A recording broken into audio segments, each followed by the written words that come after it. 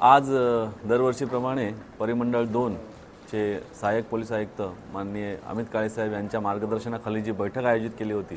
बैठकीचा मूळ कारण जे होतं ते म्हणजे सर्व समाज बांधवांनी, मग ते कुठल्याही समाजाचे असो, कुठल्याही जाती धर्माचे असो, पंथाचे असो, त्यांच्यामध्ये एकोपा कसा राहावा, येणारे जे आगामी जे गणेश उत्सव आहे किंवा ईद ए मिलाद असेल किंवा जे काही सण ज्या ज्या पंथाचे धर्माचे येत आहेत त्याच्यामध्ये कुठल्याही प्रकारचा त्या सणांना गालबोट लागू नये, शांततेप्रमाणे आणि निर्विघ्नप्रमाणे पार पडावेत। गेली सातत्याने महाराष्ट्र नवनिर्माण सेना सिडको सोडतधारकांबरोबर आहे। सातत्याने मोर्चे आंदोलनं केलीत, विधिमंडळात हा प्रश्न मांडला गेलाय, पण अद्यापही एकनाथ शिंदे साहेबांकडे बैठक न झाल्यामुळे हा प्रश्न प्रलंबित आहे असं सिडको एमडी सांगतायत। शिंदे साहेबांची आम्ही अनेकदा वेळ मागितली, बैठक झालेली नाही। जर पुढच्या 2 दिवसात ही बैठक घेऊन 26,000 सिडको सोडतधारक यांच्या घरांच्या किमती 20 ते 30% कमी झाल्या नाहीत। आमच्या आंदोलनाचा 4था दिवस आहे।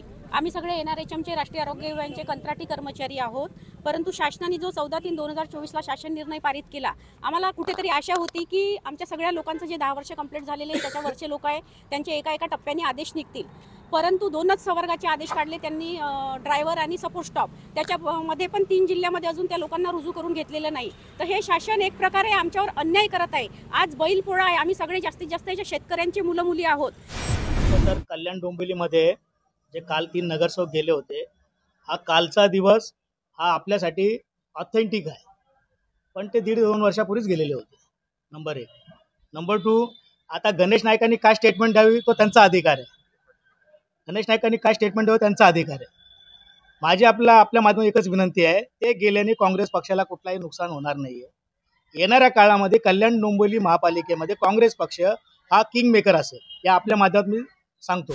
लॉर्ड बुद्ध 3 देशों की ये जो सर्किट यात्रा है, इसमें मैं अमरावती के सभी नागरिकों से निवेदन करूंगा कि वो ज़्यादा से ज़्यादा संख्या में उपस्थित रहकर इन सैनिकों के सम्मान में अपनी सलामी तो देवे ही और इस ऐतिहासिक क्षण के साक्षी बने।